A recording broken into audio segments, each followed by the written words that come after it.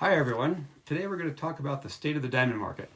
My name is Jacques Voorhees. I'm the founder of Icecap, the company that operates a diamond trading platform for investors.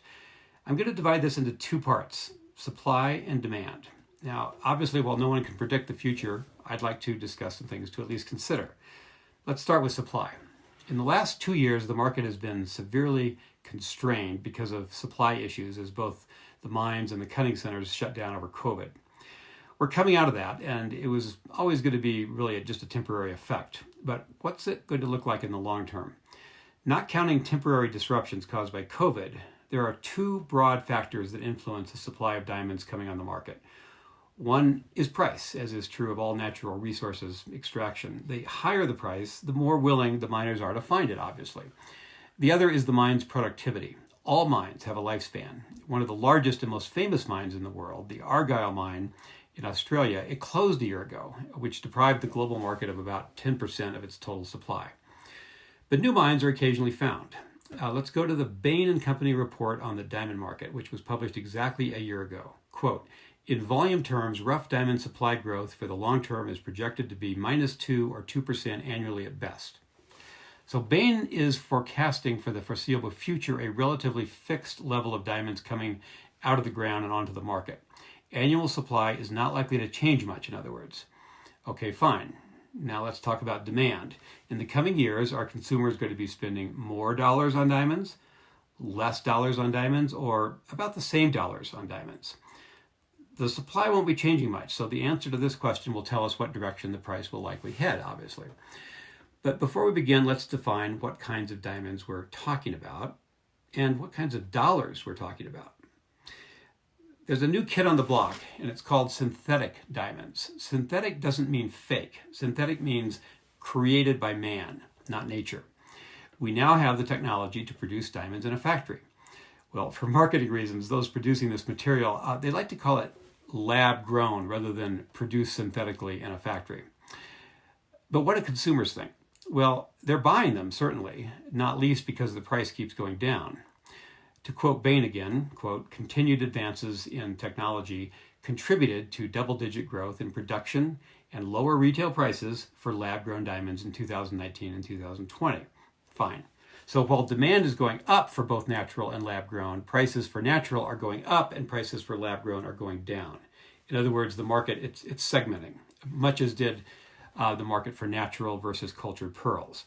And this makes sense. Cultured pearls could be called, I suppose, lab-grown pearls. They're not natural. Here's another quote from that Bain report. The price differential between natural and lab-grown fancy color diamonds is particularly striking, up to 10 times. Not surprisingly, Bain adds this, quote, fashion jewelry retailers are adding lab-grown diamonds to their product offering, further positioning the category into fashion jewelry segment. Now, in the jewelry industry, fashion jewelry is a lesser category. It's different from what's called fine jewelry. Fashion jewelry generally means gold or silver plated rather than solid, and the stones set in fashion jewelry are generally what's called semi-precious.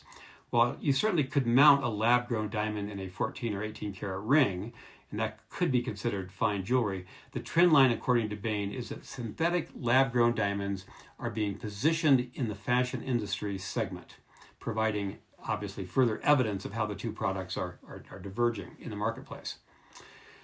Well, since the invention of lab-grown diamonds doesn't seem to be pulling down the prices of natural diamond, but rather the markets are increasingly pulling apart, synthetic can probably, at least for now, be ignored by the natural diamond investor. Okay, but what kind of dollars are we talking about? And that's the problem. As we all know, the U.S. is experiencing its highest inflation in over 40 years. Does anyone think it's not going to get worse? So when we talk about the quantity of dollars going into diamonds in the foreseeable future, we have to remember there are going to be far more dollars in circulation. The price of most everything will be going up. And that, of course, is why hard assets are a reasonable thing to diversify into in the first place. But what about the actual consumer interest in diamonds? How's that going? Let's consider three trends. First is the concern for ethical sourcing. Younger consumers especially want to be reassured that diamonds are a net positive for the earth. The industry, fortunately, is very on top of that issue in terms of both the substance and the messaging. There's even an organization called, quote, Diamonds Do Good, which it highlights the positive impact diamonds are having in every community they touch along the entire supply chain. If the diamond industry can hold its own on this topic, and it's getting better at it each year, this should be a net positive for diamond sales.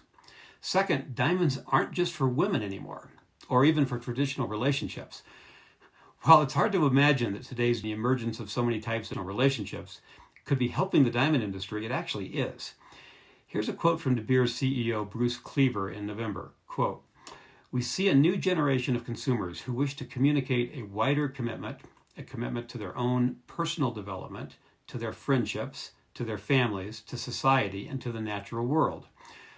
According to Rappaport magazine, quote, "In November, De Beers launched a purposefully ambiguous, love that term, campaign that will continue to roll out across key markets in 2022. While the main tagline, 'I do,' has its roots in matrimony, the ads also use the wording, quote, 'to cherish bonds that last,' alongside imagery that could suggest any number of relationship types, from romantic couples to family bonds to self-love," end quote. The third and final issue is that we may be entering kind of a roaring 20s period, much like the explosion of socializing that occurred following World War I. Well, we're now emerging from our own World War with COVID. Rates are falling globally, bars and restaurants are opening, and mandates are ending. And thanks to all those multi-trillion-dollar stimulus bills, a lot of people have a lot of money right now, and they want to spend it. So my bottom line is that looking ahead over the next year, the signs are mostly all positive for diamonds. Thanks very much for listening. And again, you can reach us at icecap.diamonds. Thank you very much.